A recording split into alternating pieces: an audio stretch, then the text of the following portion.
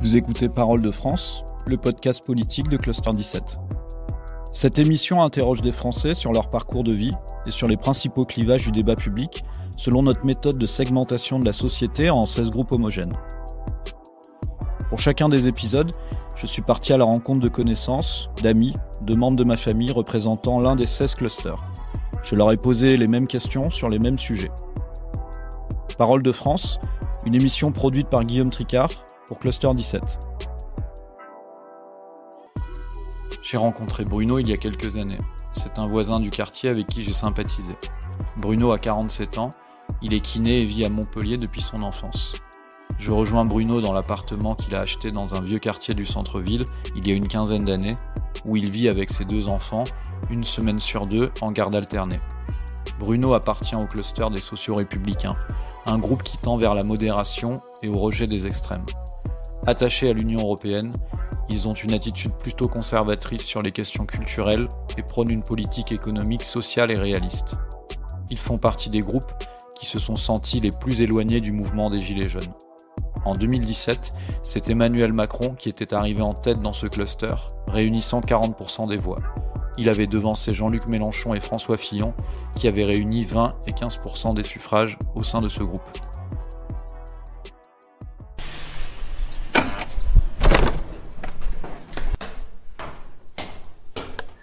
Ça va Bruno ? Et toi ? Je commence toujours l'entretien en posant la question de manière assez simple. D'où est-ce que tu viens ? Où est-ce que tu as grandi ? Et qui étaient tes parents ? Montpellierin. Pas né à Montpellier, mais arrivé à 6 mois, donc je me considère comme Montpellierin. De parents pas montpelliérains, mais du Puy-en-Velay de Perpignan, donc ils se sont rencontrés vraisemblablement à Montpellier. Mais... Ils venaient de quel milieu, tes parents ? Mon père, fils de gendarme, et ma mère, fille de représentant de commerce. Voilà. Mon père voyageant beaucoup, notamment en France, et puis ma mère étant ponote du Puy-en-Velay, quoi. Voilà. Ouais. Et donc, moi, Montpellierin, pas né à Montpellier, né en Haute-Savoie, de par le parcours de mes parents, mais arrivé à 6 mois ici, donc Montpellierin, faisant toutes mes études ici, du la maternelle jusqu'au lycée, et même mes quelques premières années de fac, où j'ai fait la fac de STAPS, l'UFR STAPS à Montpellier, jusqu'en licence. Tu peux m'en dire un peu plus sur ton enfance ? Vous étiez combien à la maison ? Moi j'ai 2 sœurs, une grande, une petite. Dans un premier temps dans un appartement, l'immeuble pas très loin d'ici, donc on est à Boutonnet. Et puis après en villa. Tu étais dans quel quartier ? Boutonnet, enfin avenue de la Justice. Et puis après dans une maison vers l'Aiguelongue. Voilà. Donc tu as passé plutôt ton adolescence à l'Aiguelongue. À l'Aiguelongue. Ouais. Ta scolarité à l'école là, primaire. Comment ça s'est passé ? Bien, voilà, en école publique, et puis après collège Joffre et lycée Joffre. Bon, une scolarité heureuse et moyenne, quoi. Voilà. Ça s'est passé comment, scolairement ? De façon, un élève lambda peut mieux faire, a des capacités, c'est chouette, c'est bien. Non, là, c'est pas bien, enfin voilà. Et du coup, après le bac ? Une année de CREPS pour passer un brevet d'état, en l'occurrence judo, et puis après l'UFR STAPS pendant 3 ans. Et puis j'ai bifurqué vers kiné, je suis parti à Lyon. Donc là, c'est la première fois que tu quittes Montpellier. À la vingtaine à peu près. 22 ou 23 ans. Et à Lyon, du coup, ça a duré 4 ans. Donc là, j'étais en colocation avec des copains de Montpellier. On revenait régulièrement, ouais, parce qu'on était licenciés chacun dans d'un club à Montpellier. Tu es resté attaché à ta ville ? Montpellier, oui, toujours. Ouais. Même si j'en suis parti après plus tard, il y a une certaine accroche et beaucoup de copains là. Ouais. Alors du coup, après, donc t'es diplômé, tu passes tu sors de ton école de kiné, t'es diplômé et je reviens à Montpellier. D'accord. Et là, j'exerce beaucoup de remplacements. Et puis après, de façon un peu... je m'installe, mais en nomade. Et ton chemin de vie pendant ce temps-là, du coup ? En couple, avec qui n'était pas encore sur Montpellier, qui était en Angleterre, donc des allers-retours là-bas, et puis elle aussi. Et puis en 2006, on s'installe à Montpellier. On a une enfant en 2008, et en 2010, on s'en va On part par rapport à son boulot pendant Ouais. 6 ans. Elle travaillait, elle est chercheuse. Et pour son travail, on part en Asie pendant 6 ans. Ouais, là c'est le grand départ, Voilà. passer la trentaine Ouais. avec les enfants. Avec un enfant. Et on revient avec un deuxième qu'on a fait là-bas, quoi. Et c'était où? C'était à Hanoï, au Vietnam. Ces années au Vietnam, enfin, ça a été important pour toi? Ah oui, super, ouais. Ouais. Oui, super. J'étais l'homme d'expat. On parle souvent de femme d'expat. Moi, j'étais l'homme d'expat. Et- T'as exercé ou pas là-bas? Oui, après, bah oui, moi, mon but, c'était de travailler. Alors, est-ce que ça aurait été, si tu étais dans ma profession, j'en savais rien. J'aurais pu être loueur de mobilette. Enfin, il fallait que je fasse quelque chose, quoi. Et puis, de fil en aiguille, ouais, je suis rentré au lycée français de Hanoï à faire du périscolaire en sport, judo notamment. Et puis après, j'ai fait quelques remplats. De par mon parcours de STAPS, j'ai fait quelques remplacements d'instit. Un peu de remplacement au collège et lycée dans prof de sport, donc un peu bouchou. Et puis après, j'ai réussi à rentrer dans une clinique privée en tant que kiné-ostéo. Voilà, donc j'étais en mi-temps. C'était chouette, quoi. C'est là où j'ai fait mon tissu social là-bas. Donc quand vous êtes rentré du Vietnam, après tu t'es séparé C'est ça. de la mère de tes Ouais. enfants. Un retour un peu compliqué. Vous avez une garde alternée, c'est ça? Tout à fait, une semaine sur 2 avec les enfants, et ça se passe super bien. Je reviens un petit peu en arrière, je pose toujours la même question aux personnes que j'interroge. Je leur demande si ils ont le sentiment d'avoir une enfance heureuse, une enfance difficile, certaines fois même une enfance malheureuse. Comment tu la qualifierais, Oh toi? non, heureuse. Ouais. Il y a eu des périodes peut-être un peu critiques, mais qui sont les affres de l'adolescence, quoi. Enfin voilà. Ouais. Mm. Donc aujourd'hui, là tu as 40, t'as 47. 47 ans. Donc ça fait 25 ans que tu es kiné. C'est ton- Ouais, à en peu près. gros. Ouais. Je suis maintenant sur un cabinet à Moguio avec un avis de cette période-là de collège, la fac. lycée. Collège lycée, ouais. ah ouais, carrément. Et non, après, qu'est-ce qu'on fait? Bah, non, oui, avec beaucoup plus de recul. Est-ce que je finirai kiné? Je ne sais pas. Parce que ça demande pas mal de... Comment dirais-je? Ne pas pouvoir répondre à certains mots, c'est compliqué. Mon empathie enfin, ça me trouble de plus en plus de temps en temps. Compliqué à vivre. Ouais, les maladies chroniques dégénératives et puis la vieillesse aussi, c'est de la voir, de la côtoyer et d'accompagner. Et à un moment donné, est-ce que j'aurai encore cette capacité? Mon cerveau sera sa capacité à prendre du recul, je ne sais pas. Quels sont les médias que tu as l'habitude de regarder, de lire? Comment est-ce que tu t'informes, en gros? Et à quelle fréquence? Moi, j'aime beaucoup le papier. Je lis régulièrement, enfin toutes les semaines, le cas enchaîné. Et puis après, je prends pas mal de photos, d'articles chez des patients qui sont abonnés au Monde, Figaro, Le Point, Nouvel Obs et tout. Des fois, je le prends en photo pour le lire. Quel que soit le média? Ouais, quel que soit le titre. Et les médias audiovisuels? Oui, on y est obligé maintenant. Enfin, ils sont partout, donc... Tu es connecté sur les réseaux sociaux pas mal? Pas du tout, Pas du zéro. Je connais pas. Aucune interface, je sais même pas comment c'est l'interface Facebook, machin. J'y suis jamais allé. Et la radio ou la télé? Radio, très rarement. Ouais, je suis pas... Comme je fais de la moto, la radio, je pense que c'est vraiment quand je suis dans la voiture. Mais sinon, à la maison, non. Et télé, non. Les médias, télé, jamais. Je les vois trop, c'est chez mes patients, c'est affreux. Quel est le rapport de la politique dans ta vie? Est-ce que c'est quelque chose qui t'a intéressé jeune déjà ou Non, pas, alors, non. Moi, j'ai toujours été admiratif des militants. Quand j'étais plus jeune, là, dans les 17, 18, 19 ans, là, ceux qui commençaient à militer au lycée. Et puis, j'avais notamment une copine qui, elle, militait au MJS. Jeunesse socialiste. Ouais. Et je trouvais ça admirable, quoi. Quand elle disait, ah ben non, je peux pas, il faut que j'ai une réunion, j'ai des trucs. Enfin, je trouvais ça, waouh. Donc, quel que soit le bord politique, quand je vois des gens qui s'activent autour d'un parti ou d'une cause, je trouvais ça admirable. Aujourd'hui, je trouve ça toujours admirable. Tes parents, c'est des gens qui étaient intéressés à la politique? C'est des gens qui votent? Oui, surtout mon père, qui, sur les fins de ses carrières, était plutôt syndicaliste. Il parlait politique à table, par exemple? Non. Mais par contre, il en avait marre de la gestion des grands groupes pour lesquels il travaillait, quoi. Enfin, voilà. Quand tu as eu 18 ans, en gros, quand tu as été en âge de voter, est-ce que tes parents vous ont dit c'est important de voter ou pas? J'ai pas le souvenir, mais je pense que de fait, oui. Oui, parce que moi je me souviens petit d'être allé voir des dépouillements où mon père était, enfin voilà, ou des choses comme ça. Enfin, est-ce que tu dirais que ça t'intéresse? T'es intéressé par la politique? Tu la regardes? Tu la suis? Comme quelqu'un qui aime pas le foot et qui va regarder la Coupe du Monde, quoi.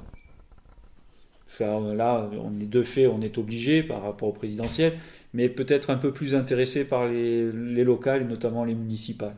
Mais c'est important, non, c'est certain, c'est important. Est-ce que le clivage gauche-droite, il signifie quelque chose pour toi?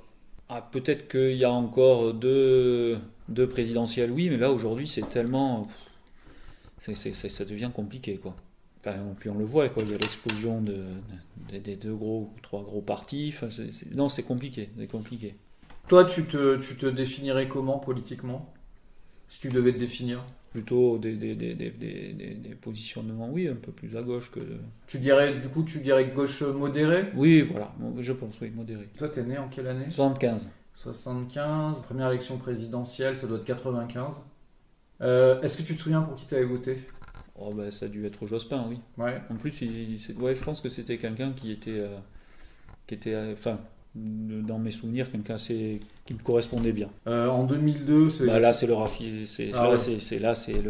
il y avait eu une montée de boucliers et puis beaucoup de monde dans la rue, quoi. Enfin, donc là, c'était particulier. Tu avais participé aux manifestations là? On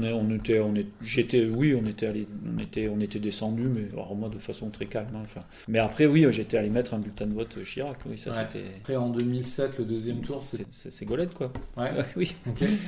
2012, du coup, c'est Hollande-Sarkozy. Donc là, nous, on est au Vietnam, donc c'était Hollande. 2017, tu te rappelles de ton vote du premier tour? Ouais. Ah bon? C'était un vote de conviction? Non, moi j'aimais bien le revenu universel et j'aimais bien la taxation des robots. Et alors au deuxième tour, du coup, c'était Macron contre Marine Le Pen? Oui, là, Macron, oui. Mais t'as pas hésité? Non, sans hésitation. Du coup, on arrive sur 2022, c'est dans quelques jours maintenant. Est-ce que tu as fait ton choix? Compliqué. Et puis je dois avouer que je regarde plus trop là. Et ils sont nombreux, trop nombreux. Donc la dilapidation des voix fait que qu'est-ce qu'on fait? Enfin là c'est de la stratégie, quoi. Enfin, et moi Est-ce qu'il y a déjà des candidats là dans cette élection pour lesquels tu ne voteras pas et voire qui t'inquiètent? Bien sûr, oui. Alors lesquels? Zemmour, Le Pen. Tu les mets sur le même plan? Enfin, ils vont faire la même chose, quoi. Enfin. Alors Pécresse? Non, elle sera vraisemblablement. Enfin voilà, elle ferait pas peur. Enfin, elle est un peu fade. Enfin, mais elle est un peu fade, mais elle fera des trucs que j'aimerais pas. Donc. Les candidats pour lesquels tu pourrais voter alors, Hidalgo, par exemple. Elle est inaudible. Enfin, elle a été un peu, dès le départ, un peu mise sur la touche, et puis elle s'y est mise vraisemblablement. Enfin, Tu pourrais voter pour elle? Ouais, mais ça serait. Est-ce que c'est pas une voix en moins pour. Une voix en moins pour un vote, comme on va appeler ça, utile. Roussel? Il m'a bien plu, et puis je sais pas, il a eu une parole malheureuse une fois, et que j'ai fait, ah ben non, c'est pas possible, je sais plus sur quoi, mais ça m'a. Oups! D'accord, alors on l'enlève. Ouais. Jadot? Ils se sont fait trop la guerre, les Verts. Ils se la font encore, quoi. Enfin. Ils sont pénibles. À se faire la guerre, ils se divisent même quand ils ont un candidat. Et alors, du coup, le candidat qui est le mieux placé à gauche, là, c'est Mélenchon. Il est clivant. Et même s'il a peut-être un peu adouci son discours par rapport à la présidentielle d'avant, il est clivant. D'accord. Et Macron? C'est là où c'est compliqué, quoi. Il surfe sur la vague de tout ce marasme, de toutes ces empoignades derrière. Donc, il surfe sur la vague. Imaginons un deuxième tour Macron-Le Pen comme en 2017. Il n'y a pas photo. Ouais, tu y retournes sans hésiter. Ben non, il n'y a pas photo. Et s'il y avait Macron-Mélenchon? Non, je pense que j'irais vers Macron. Pour le premier tour, du coup, tu pourrais voter Macron, c'est ça? Oui, parce que... Oui. Mais encore une fois, c'est toujours cette espèce de... Il y a eu tellement d'écarts... Tu te positionnes à gauche, de gauche modérée? Oui, toujours. Ouais. Est-ce que tu le vois comme un candidat de gauche modérée là aujourd'hui? Moi, c'est ce quinquennat, je l'ai pas... Tu peux pas satisfaire tout le monde, quoi. Et il y a des choses qui m'ont pas satisfait, qui ne m'ont pas plu, ou pas forcément été dans mon sens. Mais après, ça n'a pas été catastrophique non plus. Et encore une fois, je pense que qui que ce soit élu, il ne pourra pas faire ce qu'il veut. Il y a l'Europe, il y a le monde, on ne peut pas tout faire.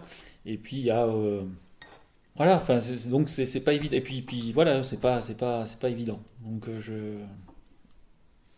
je pense que beaucoup de ceux qui voudraient mettre en place leur politique dans leur programme, in fine, n'y arriveraient pas. On va évoquer du coup des sujets qui font partie du débat public. Je voudrais d'abord te poser la question de ton rapport avec la religion ou les religions de manière générale. Est-ce que toi tu as une religion? Est-ce que Oui, j'ai une éducation religieuse catholique, mais après je ne vais pas dire que je suis athée, mais je ne suis absolument pas pratiquant et des fois je ne me reconnais même pas de comment la religion est pratiquée dans les églises. Alors, oui, ça m'arrive d'y aller, mais tu vas pour des occasions spéciales. Voilà, et leurs discours de temps en temps, enfin de souvent me rebutent. Ouais, peuvent être rebutants. Mais après, comme dans les hommes d'église, il y a des extrêmes. Hein. Enfin, ça va de.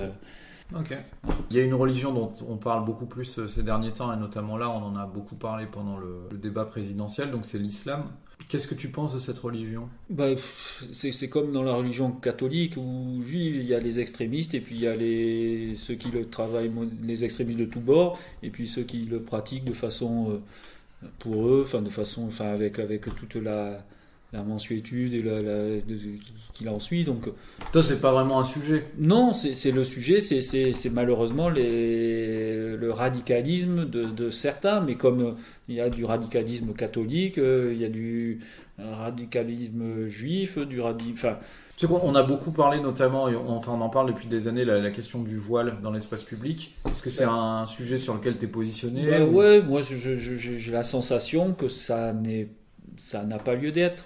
Comme là, je me suis aperçu, alors est-ce que j'avais fait attention ou pas, mais tous les mercredis, je vois des gens prier devant une croix vers Montassinos. Est-ce que c'est un lieu? Alors oui, certes, il y a une croix, mais est-ce qu'on est censé venir prier comme ça? Je sais pas. La laïcité, c'est un terme. Oui, voilà. C'est quelque chose auquel tu te sens attaché? Oui, complètement. Mais c'est ces gens qui prient devant cette croix à Montassinos. Enfin voilà, est-ce que eux, ils vont décrier ceux qui pratiqueraient une autre religion dans la rue? Mais eux, il faudrait leur poser la question. Un autre sujet qui est aussi dont on a beaucoup parlé, c'est le sujet de l'immigration. Qu'est-ce que tu penses de ce a priori, oui. Alors, tous ceux qui fuient un danger, à mon avis, oui, non, il faut essayer de les accueillir et de bien les accueillir. Puis, mais les réfugiés économiques, c'est plus délicat. Il faudrait peut-être plus donner des moyens des pays d'où ils viennent. Je pense qu'il faut aller en amont et plutôt dans ces pays qui sont, ou en tout cas qui laissent à la marge une certaine population, c'est peut-être là-bas qu'il faudrait s'impliquer. Autre sujet, l'écologie. Alors, il y a la grande écologie qui se passe au sommet des États, où là, il faut qu'ils prennent Et puis, il y a l'écologie d'un tout un chacun. Mais effectivement, il semblerait qu'on ne puisse pas aller dans le tout venant comme on fait aujourd'hui, quoi. Donc, tu te sens écolo, toi, ou pas? J'essaye d'appliquer certains principes à mon échelle, quoi. Je prends de plus en plus le vélo, je prends les transports en commun, mais bon, des fois je prends la voiture. Tu fais attention par exemple à ce que tu consommes? Ouais, mais de façon, oui, ouais, sincèrement oui. Au niveau alimentaire, oui, mais parce que c'est plus pratique. Moi, je préfère aller à l'épicerie à côté qui est bio. Bon, il s'avère qu'elle est bio, mais ils sont très sympas. La boucherie en face. Voilà, moi c'est le côté aussi très pratique. Il y a eu aussi sur la question écologique, il y a le débat sur le nucléaire là actuellement. Ouais, non, j'ai la sensation. Puis on a été éduqués nous, en tout cas ma génération, avec le nucléaire. On l'a étudié à l'école, l'indépendance énergétique de la France grâce au nucléaire. Enfin donc, on est un peu, on nous a un peu orientés et je le suis encore un peu. Ça serait top qu'on puisse dire trouver une énergie propre du jour au lendemain mais c'est pas le cas. Donc le système d'impôt tel qu'il est en France, est-ce que tu le trouves juste ou injuste? J'en paie. Il est compliqué. Là, je suis en train de faire ma déclaration. Là, c'est il faut simplifier la déclaration en tout cas. Moi, je vois l'impôt comme les 15 jours où il faut que je fasse ma déclaration. Voilà. Après, je la trouve juste parce que je pense qu'il y en a certains qui ne le paient pas, et c'est très bien, et puis d'autres qui devraient en payer, qui ne le paient pas parce qu'il y a pas mal de niches. Voilà, mais j'ai pas de... Si la question de l'héritage là, qui a été un peu débattue ces dernières semaines, avec pareil des candidats qui ont dit qu'il faut taxer davantage les successions, d'autres au contraire qui ont dit non, il faudrait exonérer un peu plus de droits de succession. Qu'est-ce que tu penses toi de cette question-là? Je pense que, alors, quand on a des progénitures, on a envie de se projeter aussi pour elles et se dire que travailler un peu pour elles, c'est pas mal. Et de pouvoir leur léguer quelque chose. Donc, il faut un minimum quand même, je pense, de possibilité de léguer des choses. Après, oui, pour redistribuer la richesse, que ça retombe dans le panier global, il faut une réversion, mais il faut laisser de la possibilité. Parce que ça peut être motivant aussi pour les parents de travailler. Ça peut être une motivation. Donc, Autre sujet, la question des services publics. Moi là je suis à fond pour le service public et de la dématérialisation, j'en peux plus. C'est mon côté, comme je te disais tout à l'heure, je suis pas sur les réseaux sociaux et tout, l'ordinateur c'est pas mon ami et j'en peux plus de taper des 1, des 2, des 3 pour avoir quelqu'un au téléphone et de pas avoir un contact physique avec l'administration, quoi. C'est insupportable. Tu vois, mes problèmes de déclaration d'impôt, c'est un peu ça, hein. C'est quand tu y vas, ils veulent plus te recevoir, tu dois les appeler, tu as un rendez-vous téléphonique. Non, mais on marche sur la tête. Mais il faudrait pas qu'on en arrive là encore plus, parce que là, au niveau de ce dont je parle, c'est déjà fini là. Ouais. Donc j'en parle même pas avec l'école, l'hôpital ou la poste par exemple. Ah, la poste, des exemples de postes où... Non mais ça va mourir de rire. L'anecdote, je suis à la poste de Moguio, il y a une vieille dame qui arrive, ça fait une semaine que je dois venir, on m'amène, et là je viens vous déposer, ça a l'air important, d'une lettre qui est arrivée dans ma boîte aux lettres, qui n'est pas destinée à moi, mais je vous la ramène pour l'amener au destinataire. Et le postier il fait, mais non mais là, c'est pas nous, hein, il faut aller à l'AT, nous on est un peu banque postale. Non mais on est à la poste là, donc tu prends ton truc, c'est fini, tu dis même pas ça, ça m'avait paru hallucinant. Donc voilà, alors la poste c'est parti aussi, c'est dommage. Mais du coup tu le regrettes ça, par exemple que l'État les 20-25 dernières années ait vendu des EDF, Suez. Bien sûr, ouais. Mais ça c'est un truc que je préférais voir arriver 5 personnes, je vais schématiser les choses, 5 personnes chez toi, 2 qui travaillent et les 3 autres qui regardent, plutôt que personne qui vienne chez moi, quoi. Et que je t'attende 15 jours, 3 semaines. Je préférais vraiment que le lendemain, il y ait 5 personnes qui viennent. Donc, Non, là-dessus, le démembrement du service public et des grosses entreprises nationales, ça... Et parce que c'est pas... La population en pâtit à la fin, quoi. Ces dernières années, il y a eu un mouvement social de grande ampleur, donc le mouvement des Gilets jaunes. Est-ce que tu peux me dire ce que tu en as pensé au début et puis au fur et à mesure du mouvement? Alors ça part de l'augmentation, je crois, du litre de gazole. Moi, je sais que j'ai jamais trop fait attention à ça, puisque je n'utilise pas ma voiture tous les jours, j'ai une moto qui consomme très peu. Et je fais partie des privilégiés qui fait qu'un plein, 4 ou 5 euros près, c'est pas mon... Voilà, j'avoue que je le sais pas. Donc, leur première légitimisation de leur mouvement qui était ça, était... ok, je l'entends, mais j'entends qu'il y a une grogne. Et puis après, il y avait des revendications qui éventuellement étaient bien, et puis après, c'est parti complètement en sucette, quoi. Tu veux dire, toi, tu as eu de la sympathie pour... Au tout début, peut-être, mais après, quand vous voyez des blocages de ronds-points, vous empêchez des gens d'aller travailler dans leurs entreprises, dans leurs trucs. À un moment donné, les antagonismes, ils étaient trop forts, quoi. Je sais pas, quand le gars qui pouvait pas passer et qui avait sa boulangerie à ouvrir... c'est lui qui fait le pain pour les amener sur le rond-point. T'en as rencontré des gilets jaunes ou est-ce que t'es J'ai été pris une fois dans un rond-point où ils ont commencé à vouloir parler, mais quand tu sentais dans leur discours de l'agressivité, et je comprends que des fois la violence fasse avancer les choses, mais là c'est devenu un trop grand bloubi-boulga, quoi. Et donc à la fin ils étaient inaudibles. Les manifs en centre-ville, tu les as vus? Ah bah j'habite au centre-ville, donc... Ça aussi, du coup, ça te dérangeait? Je trouvais que c'était un peu, à un moment donné, il fallait trouver peut-être une autre façon de manifester et pas le Saint-Hypernel qu'on voit dans Montpellier en l'occurrence ou dans d'autres villes. Il y a des gens qui ont parlé notamment des violences policières. Moi je sais que quand j'ai eu participé à quelques manifestations étudiantes il y a une vingtaine d'années, déjà on en parlait, mais pour y avoir participé, j'ai des souvenirs, une fois que vous sentiez que la force allait vous prendre le dessus, on décampait, on avait manifesté, etc.